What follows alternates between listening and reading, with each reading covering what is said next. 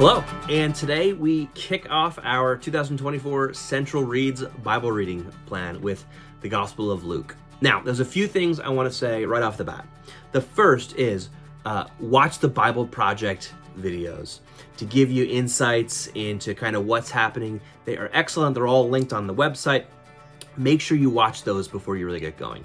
The second thing I want to say is the first few readings, especially day one, they're super long. Luke 1 is a really long chapter. Please don't be discouraged. Most chapters in this, most days of reading are not nearly as long. The good news is it's New Year's Day. You're probably sitting around with nothing to do because you're off today. So take some time and read this, all right? But let me give you a few thoughts on the Gospel of Luke as you get started. The first, I really like how Luke starts by saying how this is well-researched. In fact, it was something that was paid for by that wealthy Jesus follower named Theophilus, who wanted to hear a really well-researched account of Jesus' life. You get the impression that, for one thing, he had Mark's gospel, and he used Mark's gospel as kind of a first source, but also the outline for his story. But you also get the impression that he took years to go all around the Eastern Mediterranean, all around Palestine, all around the area, interviewing apostles, interviewing people who knew Jesus, who were healed by Jesus, right? Maybe even interviewing Mary. And he gained all of this access to all these stories and teachings that are not found elsewhere. I mean, think about just the Christmas stories, for instance. Those are really only found in the Gospel of Luke. I mean, the way that they're told with the shepherds and the angels and Mary and Zechariah and John the Baptist, that's all in the Gospel of Luke. I bet he found Mary and he sat down with her for, a day or two and interviewed her about what Jesus was like and what was the birth like and what was that story like. There's all kinds of stories that are only found in the Gospel of Luke, and they're amazing. Same with teaching, same with parables. Some of his most famous parables, the parable of the prodigal son, the parable of the Good Samaritan, for instance.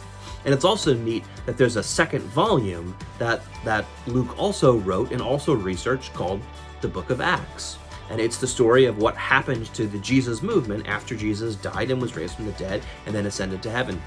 It's the story of the church. It's actually what we begin the Bible reading plan with is Luke and then Acts, to basically tell the whole story as we know it, as well researched. It's like the perfect place to start. That's the first thing. The second thing, pay attention to how Jesus in the Gospel of Luke loves and cares for, and his heart breaks for the broken and for the poor and for the oppressed and for the outcasts and for the lost. Clearly, as Luke went around interviewing people, getting a sense for who Jesus really was, the thing that he picked up was how Jesus' heart broke for the broken. And so just pay attention to that and allow that to kind of challenge the way that you look at the world around, especially those who are broken and lost and hurting and suffering. All right? The third thing I want to say is Luke, he loves his Old Testament. He doesn't quote it directly a lot like Matthew does. The way Luke does it is by more kind of weaving in the themes and the words and the pictures and the images that he finds in the Old Testament, especially in some of the Psalms and in the book of Isaiah. In fact, if reading Luke and Acts isn't enough for you, if you really want to go kind of above and beyond, pick up the book of Isaiah in the Old Testament and read one chapter of that at a time as you read Luke and Acts. And by the end of it, you'll probably get through this, the whole thing about the same time, because you will see themes, images, words woven in Luke and Acts that are all throughout the book of Isaiah as well. So that's my take on Luke and a little bit on Acts.